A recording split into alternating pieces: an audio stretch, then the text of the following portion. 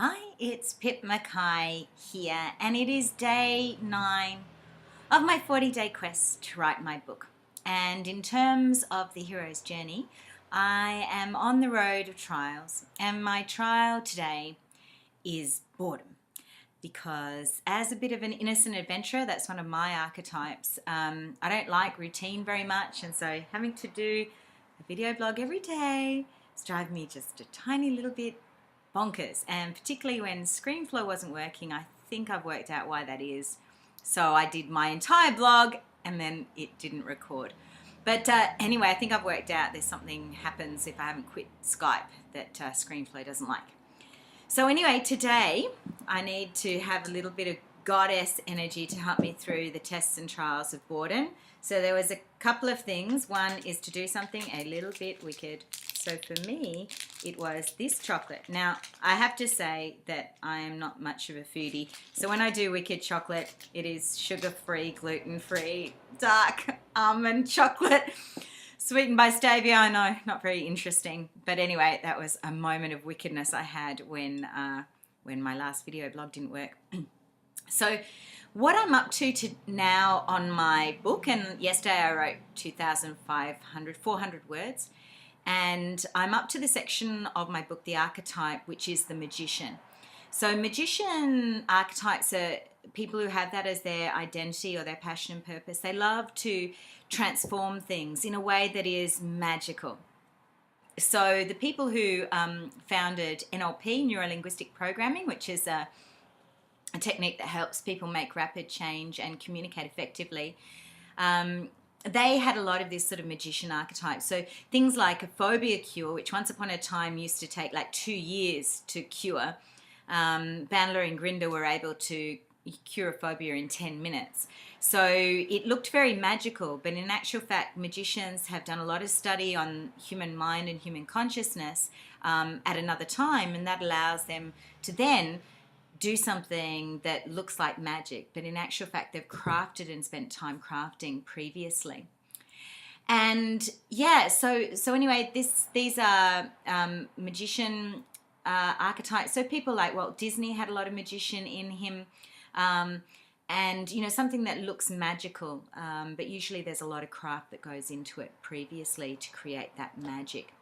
And as part of the magician chapter, I'm telling a story or a myth that's going to be a part of every chapter so that you can get an understanding of some of the things the magician's going through on a more right brain way. And today I'm going to tell you that myth. That's a little bit of me using the goddess, which is, you know, creativity, nurture, to help me through this time where I'm a little bit bored. And to help me tell this story, I have some action figures that I bought at a children's store to have a little bit of fun with this and be a little bit more creative. So the story I'm going to tell is called The Prince and the Magician, and it's from a book by John Fowlers called The Magus, and it's a parable inside that book. That book is quite an odd book, but this parable sits right in the middle, and it's one of my all-time favorite parables, and it tells us a lot about the magician. Yeah, so anyway, here it goes. Once upon a time, there was a prince, and he lived in a kingdom where there was no islands, there was no princesses, and there was no God. And he knew this to be true because his father, the king, had told him so. Now, as you can imagine, that if you live in a kingdom where there are no islands, no princesses, and no God, it can get pretty boring. And so one day the prince ran away. And when he came to another kingdom, all around, he saw islands. And on each island was a strange and troubling creature he could not name. And all of a sudden, there arrived in a boat, whilst the prince was looking for a boat to maybe go and visit some of those islands, arrived in a boat was a man in evening clothes. And the prince said to the man, "Excuse me, sir, but all of those things out there, do they happen to be islands?" And the man in evening clothes said, "Oh, yes, absolutely, they're all islands. And those strange and troubling creatures on each one of those islands, do they happen to be, dare I name them, princesses?" And the man in evening clothes said, "Absolutely, genuine princesses, every single one of them." And the prince said, well then, God must exist. And the man in evening clothes said, I am God with a bow. The prince was like, wow. He went back to his own kingdom and met with his father. And he said, Father, Father, I have gone to a kingdom where there are all islands. And on every island is a princess. And, Father, I met God. So there. And the father said, excuse me, son, but what was God wearing? Was he wearing evening clothes? Was his sleeves rolled up? And the prince thought about it and went, actually, Father, yes, that's true. And his father said, son, that was not God that you met. That was a magician. And all those islands merely an illusion. And all those princesses just an illusion. You just met a magician. The prince is quite upset about this. He goes back to the other kingdom. He meets the guy and he says, I know what you're up to. Those islands you've created by magic, those princesses, they don't exist at all. They're just an illusion. And you are not God, but you are a magician. And the man in evening clothes said, excuse me, that's what your father told you. But in actual fact, your father is also a magician. He has made all the islands that are in your kingdom, which there are many, disappear. And he's made all those princesses, he's hidden them with magic. He is a magician. Well, Prince doesn't know what to think.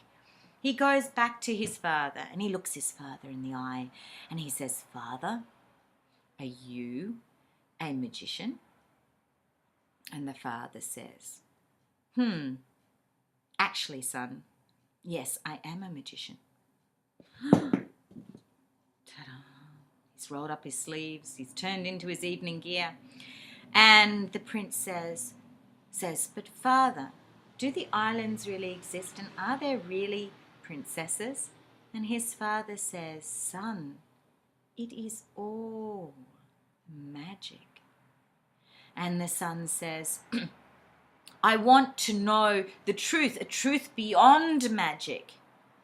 And his father says, but son, there is no truth beyond magic.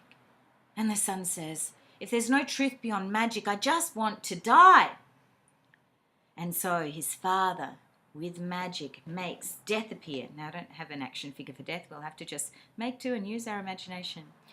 And the prince faced death. And as he was facing death, he thought about the islands and their beauty and the princesses and their beauty, even though they may be an illusion.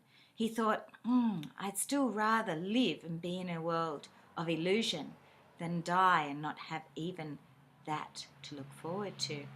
And so death disappeared. And his father reappeared, and the prince said, Father, I can bear it. And his father said, now you too, son, are becoming a magician.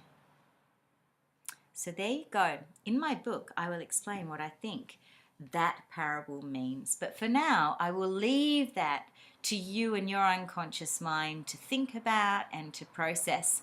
And tomorrow, hopefully I will have been inspired to write some more words tonight, which I'm not really feeling like doing, but anyway, we shall see. But I feel okay because I've written more words than I was expecting to by this point in time. So I think it's like 17,000 words that I've now written, so that means that I could actually take this evening off from writing, which might be actually a good idea. Anyway, I was still going to do my video blog every day because that's my commitment to you, no matter what, even if my innocent adventure is bored out of my brain and I would rather just be a princess and do nothing. Okay, I'll speak with you later. Bye.